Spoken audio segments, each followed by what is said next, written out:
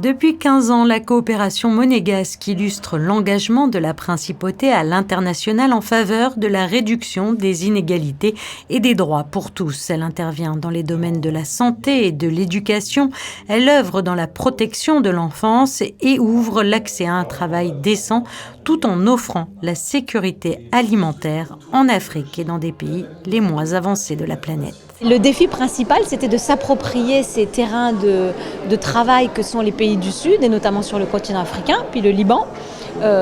Pays complexes, fragiles, en situation souvent de conflit, d'insécurité alimentaire, climatique, politique, civile. Vous savez que le montant de l'aide publique au développement n'a cessé d'augmenter depuis 2007 pour aujourd'hui atteindre, sur un plan de 3 ans d'intervention, 74 millions d'euros, ce qui est quand même pas négligeable. C'était un défi de volonté politique de formaliser cette aide au développement dans ces pays. Pour nous, dans les 3 prochaines années, la sécurité alimentaire et les questions de santé sont primordiales. Donc ça correspondra à peu près à 60-70% de tout ce qu'on fait. Première chose. Et deuxièmement, très important, l'accès au travail décent.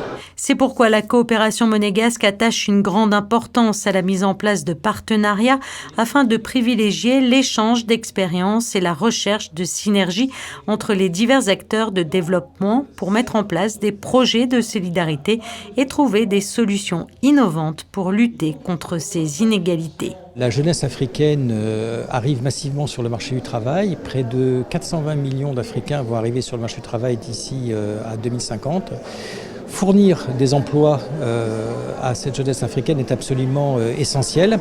Ça peut se faire en aidant à améliorer l'environnement économique, finançant des infrastructures, mais aussi en aidant des entreprises africaines à émerger pour créer ces emplois, mais aussi fournir des biens et des services aux clients et des débouchés aux fournisseurs. La COPE en quelques chiffres, c'est aussi plus de 60 volontaires internationaux de Monaco sur le terrain, plus de 460 enfants opérés en principauté à Madagascar ou au Mali, 17 partenariats pour la réalisation des objectifs et plus de 150 projets par an soutenus.